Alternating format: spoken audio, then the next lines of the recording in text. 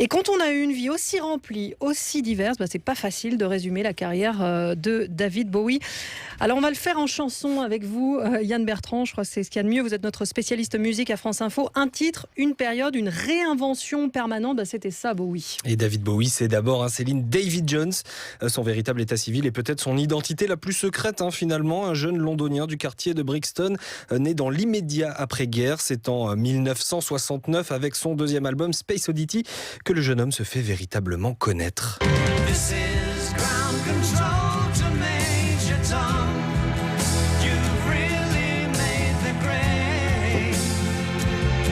And the papers want to know. Et avec ce titre, Bowie accompagne les premiers pas de l'homme sur la Lune cette année-là. Il se prépare en fait, la tête dans les étoiles, à déjà se réinventer sous les traits d'une créature spatiale et androgyne.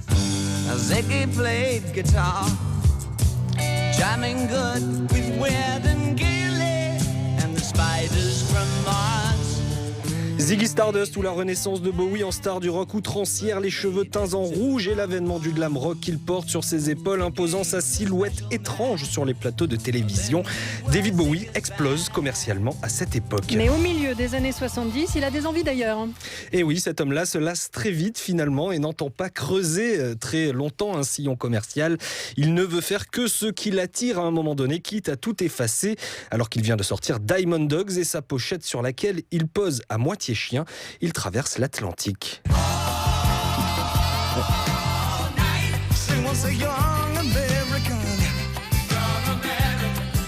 À Los Angeles, pour Young Americans, David Bowie change tout ou presque d'habits, de coupe de cheveux, d'inspiration. Il emprunte à cette époque beaucoup aux musiques noires, à la soul et au funk. Mais encore une fois, il est très vite rattrapé par cette envie d'exil causée cette fois par tous les excès qu'on connaît d'une vie de rockstar.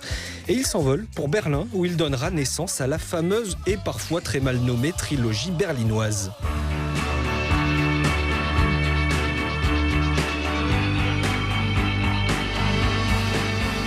Low, Heroes qu'on entend ici et Lodger, 3 albums produits en collaboration avec Brian Eno, ex-Roxy Music. Berlin, c'est l'avant-garde artistique pour Bowie qui ne cesse d'expérimenter dans cette ville encore coupée en deux par le mur. Berlin, mais aussi la France, puisque Bowie enregistre Low au château d'Hérouville en Normandie. C'est aussi là-bas qu'il va aider Iggy Pop en pleine déliquescence à retrouver de la vie, oui, de la vie avec 2 albums, The Idiot et Lust for Life. Nous sommes alors au tournant des années 80 et encore une fois, Bowie prend un nouveau virage. Ces années 80, période de toutes les audaces vestimentaires et capillaires pour beaucoup d'entre nous, sont à nouveau une réinvention pour lui. Bowie est une star globale à la recherche de sa propre nouvelle vague.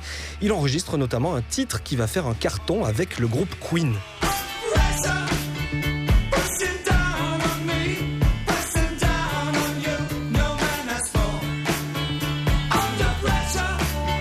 Under Pressure, sous pression, pas vraiment, puisque Bowie connaît au début de la décennie un succès foudroyant. En 1983, il décroche même un hit la même année que Thriller de Michael Jackson.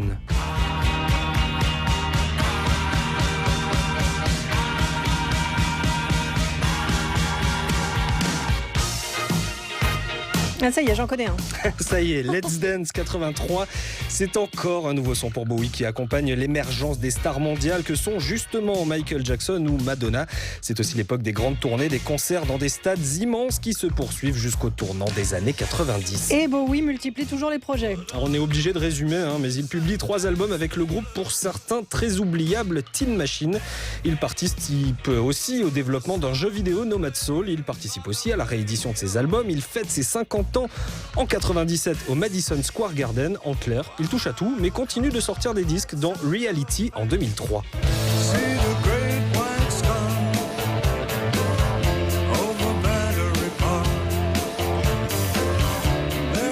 Et c'est peu après qu'il décide de disparaître médiatiquement, refusant interviews et concerts sur fond déjà de problèmes médicaux. Il faut attendre 10 ans pour qu'il sorte The Next Day en 2013, le jour de ses 66 ans. Et 3 ans plus tard, jour pour jour, sort donc Black Star. C'était vendredi dernier. David Bowie nous laisse avec un album encore une fois novateur, encore une fois magnifique et émouvant. Look up here, I'm in heaven. I've got scars that can't be seen.